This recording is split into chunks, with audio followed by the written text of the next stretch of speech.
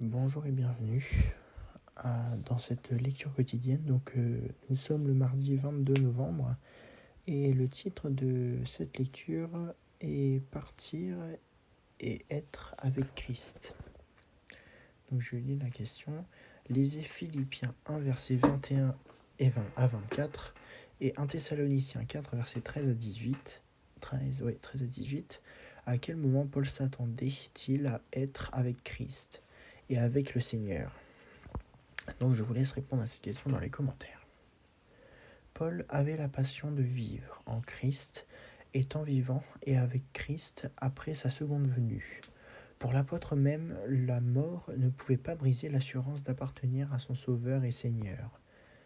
Comme il l'avait dit dans l'Épître aux Romains, ni la mort ni la vie ne peuvent nous séparer de l'amour de Dieu manifesté en Christ, en Jésus-Christ notre Seigneur.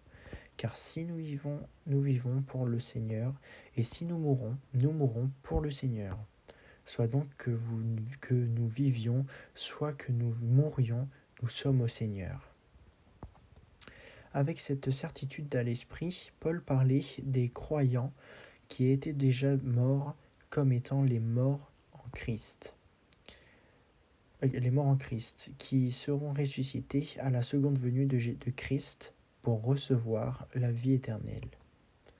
Quand Paul avait mentionné son désir de s'en aller et d'être avec Christ, avait-il laissé entendre qu'après la mort, son âme partirait vivre consciemment avec Christ? Pas du tout. Dans ce texte, Paul verbalise son désir de quitter cette existence présente, troublée, et d'être avec le Christ sans référence à un laps de temps qui pourrait survenir entre les deux événements. Ce verset n'enseigne pas que Paul s'attendait à aller au ciel à la mort.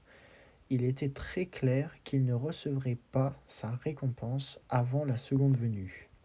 En bref, Paul dit que la prochaine chose qu'il saura après son départ, la mort, serait le fait que Christ vienne dans les nuées du ciel pour ressusciter les morts lorsqu'il sera avec le Seigneur. Il convient également de noter que les auteurs bibliques se réfèrent parfois à deux événements ensemble qui peuvent être séparés par une longue période de temps.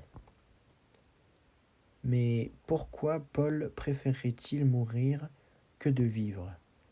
Parce qu'alors, il pouvait enfin se reposer de tous ses problèmes sans avoir besoin de souffrir plus longtemps de douleur dans son corps. Et il le ferait avec la pleine certitude qu'il recevrait la couronne de justice à la seconde venue de Christ. Bien que Paul ne veuille certainement pas mourir, il savait ce qui adviendrait après sa mort.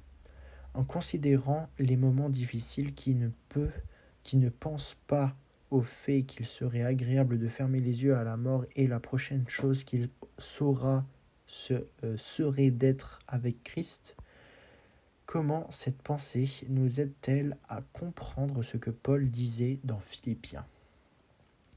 Donc voilà, la lecture est terminée. N'hésitez pas à vous abonner à ma chaîne YouTube et à partager cette vidéo avec vos proches. Et je vous dis une bonne nuit, donc pour ma part, ou une bonne journée, ça dépend du moment où vous la regardez. Donc on se retrouvera demain soir pour la prochaine lecture quotidienne.